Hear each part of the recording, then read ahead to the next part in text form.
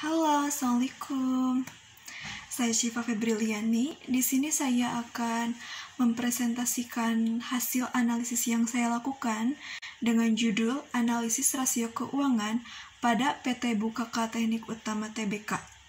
Menurut Sofyan Syafri Harahap, mengemukakan bahwa rasio keuangan adalah angka yang diperoleh dari hasil perbandingan dari satu pos laporan keuangan dengan pos lainnya yang mempunyai hubungan yang relevan dan signifikan berarti.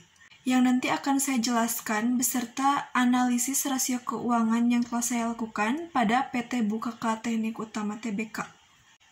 PT Bukaka Teknik Utama Tbk sendiri merupakan sebuah perusahaan multinasional yang bermarkas di Jakarta, Indonesia. Perusahaan ini didirikan pada tanggal 25 Oktober 1978. Nah, perusahaan ini umumnya menghasilkan konstruksi seperti garbata, jembatan, dan infrastruktur lain. Hasil analisis rasio keuangan pada PT Bukaka Teknik Utama Tbk. Untuk yang pertama yaitu rasio likuiditas.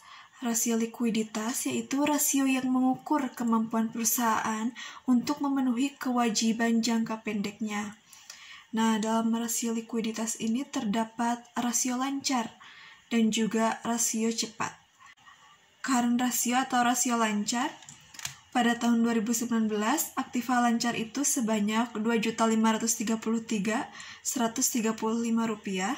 hutang lancar Rp2.153.362 dengan current rasio 117,64%. Dari perhitungan ini, terlihat bahwa nilai rasio cepat PT Bukaka Teknik Utama Tbk dari tahun 2019 sampai dengan tahun 2020 mengalami peningkatan juga. Pada tahun 2019, nilai quick ratio adalah 67,48%, artinya bahwa setiap Rp100 hutang lancarnya hanya dijamin oleh 67,48 aktiva sangat lancar. Yang kedua yaitu rasio solvabilitas. Rasio ini yaitu rasio yang mengukur sejauh mana kemampuan perusahaan memenuhi kewajiban jangka panjangnya. Pada tahun 2019, nilai debt ratio adalah 48,48%, artinya setiap Rp100 aktiva dibiayai oleh utang sebesar Rp48,48. Debt to equity ratio pada tahun 2019 adalah 94,10%. Artinya bahwa setiap Rp100 utang dijamin oleh 94,10 modal. Yang ketiga ada rasio aktivitas. Rasio ini yaitu rasio yang mengukur sejauh mana efektivitas penggunaan aset dengan melihat tingkat aktivitas aset.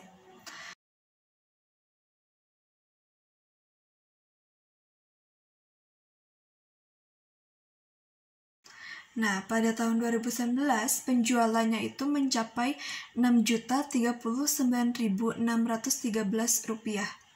dengan total aktiva Rp4.739.165 menghasilkan aset turnover sebanyak 1,27 kali.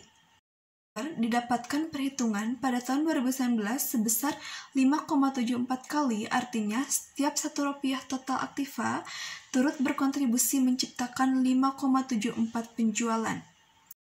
Dan untuk poin terakhir yaitu rasio profitabilitas. Rasio ini yaitu rasio di mana kita bisa melihat kemampuan perusahaan untuk menghasilkan laba. Nilai net profit margin pada tahun 2019 adalah 7,85%, artinya besarnya laba bersih adalah 7,85% dari total penjualan bersih. Dengan kata lain, setiap Rp100 penjualan bersih turut berkontribusi menciptakan Rp7,85 laba bersih. Pada tahun 2020, besarnya gross profit margin adalah 18,44%, artinya setiap Rp100 penjualan bersih turut berkontribusi menciptakan Rp18,44 laba kotor.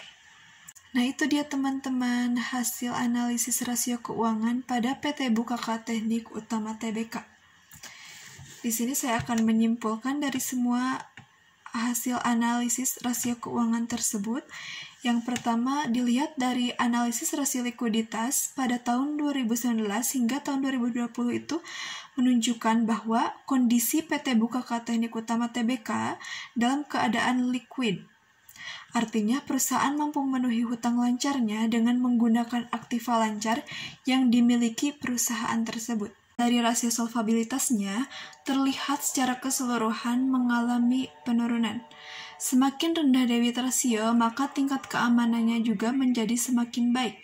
Ini menunjukkan kemampuan PT Bukaka Teknik Utama Tbk dalam menjamin hutang-hutangnya dinilai cukup baik. Ketiga, dilihat dari rasio aktivitasnya, menunjukkan nilai rasio yang belum cukup baik.